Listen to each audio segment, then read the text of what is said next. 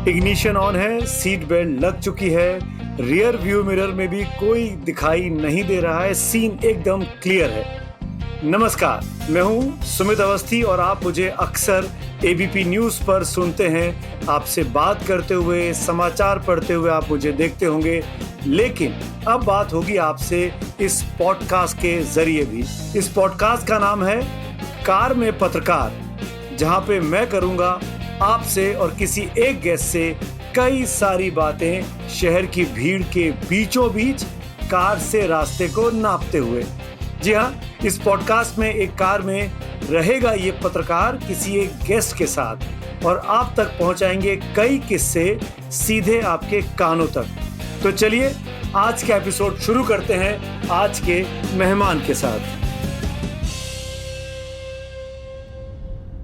दोस्तों, ABP podcast में आपका स्वागत है। बहुत बहुत इस बार इस नए सफर पर आप निकले हैं, कार में पत्रकार आप सुन रहे हैं और आज सफर करते करते एक ऐसा हम सफर हमारे साथ जुड़ा है जो शायद आप सब के लिए उससे बात करना, उसका नाम सुनना आप सब चाहेंगे। देखिए, देश में इस वक्त बिहार में चुनावों की बहार है। बिहार की जब बात होती है तो चुनाव की बात हो रही है और चुनाव के वक्त में अगर बिहार का एक ऐसा लोकल हीरो हमको मिल जाए जो बिहार का सुपरस्टार है आज की तारीख में, तो आप सब लोग खुश हो जाएंगे। मैं बात कर रहा हूँ बिहार के उभरते युवा नौजवान सुपरस्टार दीपक ठाकुर की। दीपक ठाकुर किसी परिचय के मोहताज नहीं है, इस वक्त मेरे साथ सीधे जुड़े हैं। दीपक, बहुत बहुत स्वागत है आपका। धन्यवाद भैया, आप हमको इस काबिल समझे, ये बहुत बड़ी बात है। आपने बहुत लंबा चौड़ा, एक तरीके से हम लोग बचपन में निबंध लिखते थे, आपने हमारे ऊपर निबंध लिख दिया। लेकिन बहुत अच्छा लगा एबीपी न्यूज के साथ जुड़ के। और हाँ, अभी बिहार में इलेक्शन का समय है और चारों तरफ बस वही चल रहा है। अपने अपने घोटाला और घपलाबाजी को लोग कैसे छुपाते हुए और विकास की गंगा बहाए रोज हर गली और हर मोहल्ले में, वही चल रहा है। और अभी हम देखिए समस्तीपुर में आए हुए हैं और समस्तीपुर में ऐसा जाम यहाँ पे लगा हुआ है कि गाड़ी पूरा फंस गया है। तो कार से ही हम डायरेक्ट आपको पत्रकारिता कर रहे हैं। अभी आपकी एज कितनी है और आप किस उम्र से गीत गा रहे हैं? देखिए, हम तो बहुत बचपन से गा रहे हैं। जब हम 5-6 साल की उम्र में थे तो एक घटना सुनाते हैं। हम बैंक गए थे मम्मी के साथ, तो हम बैंक में ही अपना मतलब कुर्सी उर्सी बजा के गाने लगे, गुनगुनाने लगे। तो मैनेजर साहब हमको टोक दिए, भाई ऐसे मत कीजिए, यहाँ पे जो बाकी के जो कस्टमर है उनको कष्ट होगा। तो फिर हम वहां से जब घर लौटे तो माता पिता को लगा कि नहीं, लड़के के आत्मा में संगीत बसा हुआ है और लड़का म्यूजिक के प्रति ज्यादा उसका रुझान है। तो उन्होंने हमको गायकी के क्षेत्र में ही शुरुआत से ही आदरणीय परम आदरणीय गुरुजी हमारे डॉक्टर संजय कुमार संजू हैं, उनके यहाँ विधिवत शास्त्रीय संगीत की शिक्षा लेने के लिए हमको वहाँ पे भर्ती करवा दी और तब से लेके अभी तक सीख रहे हैं। और संगीत तो ताउम्र आदमी सीखता है। बिल्कुल। तो ऐसा और होप सो कि आगे और सीखे और बढ़िया। ऐसा कोई गीत पहली बार जो आपने मंच पे गाया हो या लोगों के सामने गाया हो, उसकी कोई याद? वो गीत कौन सा था? सबसे पहला गाना जो हमने हारमोनियम पे सीखा था, जो पटरियों पे हमने अंगुली फेरना शुरू किया, तो सबसे पहला हमने गाना ये गाया था, जय जय रघुपति राघव राया राम, पतित पावन सीताराम, ईश्वर अल्लाह तेरो नाम, सबको सन्मति दे भगवान, ईश्वर अल्लाह तेरो नाम, सबको सन्मति दे भगवान, जय जय रघुपति राघव राजा राम, पतित पावन सीताराम। क्या बात, यही गाना हमने सीखा था। बहुत बढ़िया, बहुत ही बढ़िया। इतना बढ़िया भजन गाया आपने। महात्मा गांधी की आपने याद दिलाई, उनका भी ये फेवरेट भजन था, ऐसा मैंने पढ़ा है किताबों में। लेकिन मैं ये पूछना चाहूंगा दीपक, आप बहुत ही हम्बल बैकग्राउंड से आते हैं, बहुत ही साधारण एक आम हिंदुस्तानी की तरह आपका परिचय है, बिहार के मुजफ्फरपुर के रहने वाले साधारण परिवार के। शुरुआत में गीत गाने के प्रोग्राम कहाँ कैसे कैसे होता था? क्या आप भी मंचों पर जाया करते थे? जैसे हमने सोनू निगम के बारे में सुना है, वो जागरण में गाते थे। आपने अपनी शुरुआत कैसे की? प्रोफेशनल करियर की शुरुआत कैसे हुई? तो देखिए, पता है हम जब गाना शुरू किए थे ना, तो हमको ऐसा नहीं लगा था कि हम फिल्म में गाएंगे, हम कोई बहुत बड़े स्टार बन जाएंगे या ऐसा कुछ नहीं। जीविकोपार्जन करने के लिए गाते थे, कहीं भी गाना गाएं, 200-300 रुपया मिल गया काफी है, वो हम लोग को लगता था कि यार बहुत है, उसी में पूरा जहां समेट लिए। कभी ऐसा सपना ही नहीं हुआ कि 4 व्हीलर से घूमेंगे। और कार्यक्रम करके आते थे, 20 रुपया रिक्शा भाड़ा मिल जाए उधर से लौटने का और जाने का, वही काफी है। नहीं भी मिले तो खुद से जाते। हमको याद है आज हम समस्तीपुर में आए हुए हैं और हमको वो घटना याद है कि हमारा यहाँ से सटे जिला मुजफ्फरपुर में हमारा घर है और मुजफ्फरपुर में हमारा नानी गांव भी है और अपना घर भी है। यहाँ पे एक बहुत बड़ा जागरण होता है समस्तीपुर में, जहाँ पे 10,000 लोगों की भीड़ आती है। तो हम अपने मामा जी के साथ साइकिल पर बैठ के, साइकिल के कैरियर पर बैठ के अपने मामा जी के साथ हम उस जागरण में आए थे और स्टेज के नीचे खड़े थे, लेकिन हमको मौका नहीं मिल पाया। हमको रात भर वो खड़ा करके रखा स्टेज के नीचे, बोला इस गाने के बाद, इस गाने के बाद, इस गाने के बाद। हम एंकर को बहुत रिक्वेस्ट किए कि भैया हम भी गाते हैं, पास के जिले से आए हैं, बड़ा दूर से आए हैं, हमको थोड़ा मौका दीजिए गाने के लिए। तो बोला बस ये गाना हो जाता ना उसके बाद। हम बोले क्या कि अगर आपको लगता है कि हम ऐसे ही डीलिंग दे रहे हैं, आपका मंच पर जाके माइक पकड़ के आपका मंच खराब कर देंगे, गाना नहीं सुना पाएंगे, अच्छा से नहीं गा पाएंगे, तो एक काम कीजिए कि आप हमको साइड में चल के सुन लीजिए, लेकिन मौका दीजिए हमको। हम बड़ा उम्मीद लेके आए, लेकिन हमको नहीं दिए मौका। फिर हम घर गए, बहुत रोए। मम्मी पापा बहुत एकदम मतलब किए थे कि कोई बात नहीं, अभी तो बहुत तुमको देखना है। फिर वासेपुर का ऑडिशन दिए, गैंग्स ऑफ वासेपुर का। सब गुरुजी का बहुत साथ रहा इसमें। गुरुजी बहुत आशीर्वाद दिए हमको शुरू से ही। तो और वासेपुर में सिलेक्शन हुआ, 2 साल बाद कॉल आया वासेपुर के लिए। जो गैंग्स ऑफ वासेपुर मतलब अनुराग कश्यप, ऑडिशन मतलब स्नेहा खानविलकर उसकी आपको नोटिस किया था, स्नेहा ने आपको। तो आपने उन्होंने आपको पहली बार कब सुना और कहाँ सुना था स्नेहा जी ने? दरअसल हम आपको एक बार बता देते हैं, हम के मामले में हम साढ़ आदमी हैं। हमारे भाषा में कहा जाता है कि किस्मत के बड़े बलिष्ठ आदमी। हुआ क्या था कि वो जिसको सुनने के लिए मुजफ्फरपुर आई हुई थी, वो कलाकार अवेलेबल नहीं हो पाए और वो कह दिया, उनको लगा कि ऐसा ही कोई आई होंगे ऑडिशन के लिए। वो मतलब कि वहां पे अवेलेबल नहीं हो पाए, और अवेलेबल जब नहीं हो पाए तो फिर गुरुजी को पता चला ऐसे एक म्यूजिक डायरेक्टर आई हुई है मुंबई से, उनको कुछ सुनाना है। तो हम उनको गए थे, नवरात्रा का समय था, हम उनको गए सुनाने के लिए होटल के बंद कमरे में। वो हिंदी फिल्म का ऑडिशन है, उनको खासी फोक गाना नवरात्रा का दुर्गा जी का विदाई गीत वो सुनाए, और शायद वही भवानी मैया दुर्गा मैया का करम हो गया मेरे ऊपर कि 2 साल बाद वो आवाज वो होटल के बंद कमरे में हारमोनियम पे हम गा रहे थे और गुरुजी हारमोनियम बजा रहे थे, और वो रिकॉर्ड करके आवाज वो ले गई। और 2 साल के बाद अनुराग कश्यप सर को वो आवाज इतनी पसंद आई कि सर हमको बुलाए और फिल्मों में मौका दिए गाने का। हमको पहले गीत सुनाइए जो आपने स्नेहा खानविलकर को बंद कमरे में सुनाया था, और फिर वो वाला गीत सुनाइए जो आपने पहली बार गैंग्स ऑफ वासेपुर में गाया, बैक टू बैक। देखिए, जो गाना हमने होटल के बंद कमरे में सुनाया था वही गाना एज इट इज पार्ट 1 में चला गया, और वो गाना ये था, ऐसे था,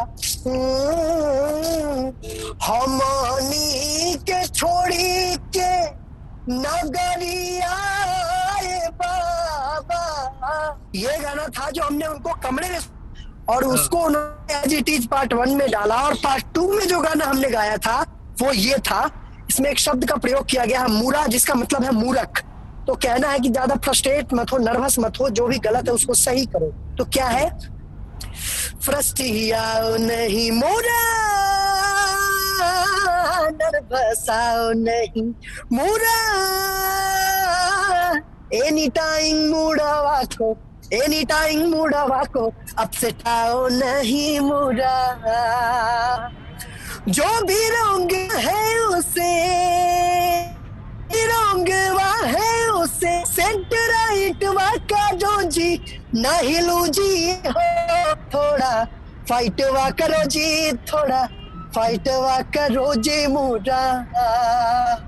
ये गाना था जो दूसरा हमने गाया। अरे वाह, क्या बात है, बहुत खूबसूरत। हमने गाना मुक्काबाज में भी गाया, मुक्काबाज फिल्म का अधूरा मैं कर है, वो तो बहुत जो कि हमने गाया अधूरा, वो गाना हमने गाया। और उस अधूरा मैं, हाँ हाँ हाँ, सुनाइए। उस गाने की खासियत ये है कि वो गाना हमारे ऊपर शूट भी हुआ था बनारस में, और हमको फकीर बन के गाना गाना था, लिपसिंग करनी थी, और हमको फकीर बन के, हम लोगों को चूंकि परमिशन नहीं था शूटिंग का, तो अनुराग कश्यप सर की खासियत होती है कि परमिशन नहीं भी होता है तो गुरीला शूट कर देते हैं छिप के, कि लोगों को पता नहीं चल रहा है कि यहाँ पे शूटिंग हो रही है। अब हम फकीर बन के फकीर के गेटअप में वहाँ गाना गा रहे हैं, साइड में छुपा हुआ है कैमरा, शूटिंग है, लेकिन लोगों को पता नहीं है कि वहाँ पे शूटिंग चल रही है, और लोगों को लगा कि सही में फकीर गाना गा रहा है, और उसने हमको पैसा देना शुरू कर दिया वो लोग। अरे वाह। तो हम ये नहीं पूछेंगे कि कितना पैसा कमाया उसने था, लेकिन हम गीत सुनने की रिक्वेस्ट जरूर करेंगे दीपक भाई आपसे। जी जी, उसमें हमने जो गाना गाया था वो ऐसे था, आरी चली कलेजे पे हर धक पे तीस उठे, तेरे पिड़ में क्या मुर्दा गए, बिन रूह जियूं कैसे। बहुत बढ़िया, ये गाना था। बहुत ही बढ़िया दीपक, इतनी बढ़िया आपकी आवाज है, इतना उसमें सहजपन है, नेचुरलनेस है। मैं मतलब मुरीद होता, जितना आपको सुनता जा रहा हूँ उतना मैं आपका फैन होता जा रहा हूँ दीपक। दीपक, आपका यूट्यूब चैनल है दीपक ठाकुर के नाम से ही, उसमें आपने कुछ पंजाबी गीत भी गाए हुए हैं जी, ऐसा मुझे पता लगा, मेरी रिसर्च टीम ने मुझे बताया है। डीटी भोजपुरी और हिंदी के अलावा पंजाबी भी गाते हैं। डीटी प्रोडक्शन नाम, हाँ डीटी प्रोडक्शन नाम से हमारा एक चैनल है, उसमें मतलब ये हिंदी हम मिक्सिंग, हमने एक्चुअली हम ना एक तो नहीं होता साइंटिस्ट कि पूरा रिएक्शन करता रहता दिन भर बैठ के लैब में, तो हम वही, हमको क्या है कि कभी हिंदी, पंजाबी, मैथिली, मगही, बज्जिका, जो जो भाषा हमको मिलता है हम सब पे अभी एक्सरे कर रहे हैं। हमको जो भी गाना जो एक बात और, हम ना फूहड़ गाना हमको बहुत बकवास लगता है। हाँ। ये मतलब कि 2 मिनट में लोकप्रियता हासिल करने वाला जो गाना होता है, हमको ऐसा बहुत गाना का ऑफर भी आया कि ये गा दीजिए, वो गा दीजिए, मतलब कि बट हमको फूहड़ गाना, हम फोक गाना ज्यादा जी, शारदा सिन्हा विवाह का गीत जो जिसमें एक झलक हो, एक खुशबू हो, एक मिट्टी की खुशबू हो, चाहे वो राजस्थानी फोक हो, चाहे वो गुजराती भी गाना गाते हैं हमने गुजराती भी गाना एक होता कि बड़ा अच्छा तैयार किया था, तो हम सब गाना गाते हैं। पंजाबी हमने गाया था जो वायरल ऐसे करके था वो, और करदा है गुस्सा मेरी निक्की निक्की गले दा, एदा नहीं सोने प्यार चलदा, करदा है गुस्सा मेरी निक्की एदा नहीं सोने प्यार चलदा, कहना चाहवा दिलवाड़ी में दिलां विच रह जवे, ओ नित दी नाराजगी तेरी मेरी कढ़ के जान ले जवे, ओ नित दी नाराजगी तेरी मेरी कढ़ के जान ले जवे। क्या बात, ये पंजाबी पिटारा में था। क्या बात है, पंजाबी पिटारा। और हम एक बात आपको बता दें, हम ना मतलब कि हम आपके बहुत बड़े मतलब कि फैन रहे हैं, और एक बात हम आपको बता देते हैं, ये बात नहीं है कि आप हमारा अभी इंटरव्यू ले रहे हैं तो आपको हम चेरी मार रहे हैं, चाहे डीलिंग दे रहे हैं। हमारे पिताजी और हम लोग सब, जब आप अलग अलग चैनल में बदलते रहे, लेकिन आपका जो भी शो था, मतलब कि हम लोग दिल, किडनी, लीवर, गुर्दा लगा के देखते थे, सिर्फ दिल से नहीं, सब बाकी शरीर के सभी अंगों से देखते थे, और बहुत अच्छा लगता था। इनफैक्ट हम अभी बड़ा गौरवान्वित महसूस कर रहे हैं कि हम जरूर पिछले जन्म में कोई पुण्य किए होंगे कि आप जैसे बड़े लोगों से मतलब कि हमारा मतलब आप लोग इंटरव्यू ले रहे हैं हमारा, और ये हमारे लिए बहुत गर्व की और बहुत बड़ी बात है। हमारे पिताजी पर्सनली बहुत खुश होंगे। पिताजी को मेरा प्रणाम बोलिएगा दीपक भाई, और ये आपकी सहृदयता ही है, आपका जो सहजपन है ना, इसको ऐसे ही बरकरार रखिएगा, ताउम्र जमीन से जुड़े रहिएगा, और ये आपको बहुत बहुत बहुत ऊंचाई तक ले जाएगा, इसकी मैं आपको गारंटी दे सकता हूँ। अब 1-2 सवाल बिग बॉस से जुड़े हुए, कैसा था अनुभव यहाँ, क्योंकि हम लोग जो बिग बॉस देखते हैं ना, उनको देख के लगता है कि सब कुछ प्लान्ड होता है, आप लोगों को कहीं ना कहीं से कोई स्क्रिप्ट मिल जाती है, कुछ प्लानिंग होती है कि आज तुम ये ड्रामा करना, आज तुम वो करना, और फिर वही हिस्सा रात को 1 घंटे में दिखा दिया जाता है।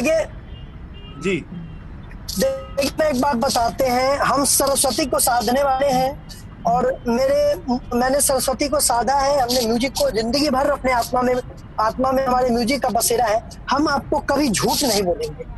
आपको बाकी किसी का इंटरव्यू ले लीजिए, अपना लगा के आगे पीछे करके मिला जुला के अपना बोल देगा काहे कि उसको काम करना है, लेकिन हमको भी काम करना है। लेकिन हमारा एक फंडा रहा है कि जमीर बेचकर अमीर हो जाना उससे बेहतर है फकीर हो जाना। हम आपको झूठ नहीं बोलेंगे। स्क्रिप्टेड उसमें से हम लोगों को कुछ भी स्क्रिप्ट नहीं मिलता था, ठीक है। हम लोग को नहीं बोला जाता था कि दीपक आज सुबह उठना तो आज एक झोंक अनूप जलोटा जी से कर लेना, और श्रीशांत भाई को एक स्क्रिप्ट मिल जाता कि श्रीशांत भाई सुबह उठिएगा तो एक बार धक्का मुक्की दीपक से कर लीजिएगा। ऐसा कुछ हम लोग को नहीं मिलता था। हम लोगों को वहां पे बाहर से हमको पर्सनली या किसी भी जितने भी लोग वहां पे हैं, हमने चूंकि हम तो पूरा खेले हैं, फिनाले तक पहुंचे हैं और देखे हैं, हम लोगों को बाहर से कोई गाइडेंस या स्क्रिप्ट टाइप का कि आज ऐसे करना है वैसे करना है, सुबह उठ के इससे भसर करना है, आज उससे 2 गाली सुन लेना है, ये नहीं मिलता था हम लोगों को। हम लोगों को ऐसा अगर होता तो जो गाली सुनेगा वो कहला उसको क्या शौक है कि नेशनल टेलीविजन पर किसी से गाली सुन ले स्क्रिप्ट के चक्कर में। सही बात। ये दोस्तों, ये दीपक ठाकुर को आप सुन रहे हैं, कार में पत्रकार में। दीपक ठाकुर बिग बॉस में गए थे 2 साल पहले। अगर मैं गलत नहीं हूँ तो आप सेकंड रहे थे दीपक भाई, अच्छी खासी रकम जीत के निकले थे वहां से। हम देखिए हम श्रीशांत भाई और दीपिका कक्कर, हम तीनों फिनाले में थे। हमको ऑप्शन मिला कि 20 लाख का बैग लीजिए और चले जाइए या आगे खेलना चाहिएगा। हमारी परिवार की स्थिति ऐसी नहीं थी कि एक होता है ना कि कॉन्फिडेंस और ओवर कॉन्फिडेंस में बहुत पतला लाइन होता है। तो हमको कॉन्फिडेंस था कि हम देंगे, लेकिन हमको इतना ओवर कॉन्फिडेंस हमको नहीं था। हमारा फैमिली बैकग्राउंड अगर ऐसा होता कि हम कहते कि चल खेल लेते हैं, अच्छा। तो हम खेल जाते। तो हम अपना 20 लाख का बैग लिए, अपना सिस्टर की शादी वादी करनी थी, हम अपना बैग लिए 20 लाख का, कहें कि बस अब हम निकलते हैं, अलविदा दोस्तों, आप लोग आपस में देख लीजिए। और उस सीजन में विनर हुई दीपिका, बहुत बढ़िया। और हम सेकंड रनर अप होके बैग लेके अपना निकल गए। तो हम टॉप 3 में थे। अच्छा, बहुत बढ़िया, बहुत बढ़िया। थैंक यू दीपक भाई, थैंक यू सो मच। हमारी शुभकामनाएं आपके साथ। दिल से थैंक यू आपको सुमित भाई, हमारी शुभकामनाएं आप सभी लोगों को। Thank you. You have arrived at your destination.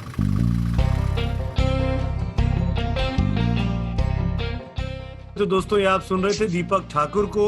कुछ सिग्नल में प्रॉब्लम थी, वो बिहार के समस्तीपुर में हैं। कोशिश कर रहे थे कि आपको क्लियर आवाज आ जाए, लेकिन कहीं पे कोई डिस्टरबेंस आया है, उसके लिए हम माफी चाहते हैं आपसे। लेकिन कार में पत्रकार का यह सफर हर हफ्ते ऐसे ही जारी रहेगा। इस बार बिहार का चुनाव था, इसीलिए बिहार के सुपरस्टार दीपक ठाकुर आपके साथ जुड़े थे। अगले हफ्ते फिर एक नई हस्ती के साथ आपके साथ मैं जुड़ूंगा और फिर एक नए सफर पर चलेंगे। तब तक आप सुनते रहिए कार में पत्रकार और एबीपी पॉडकास्ट। Thank you.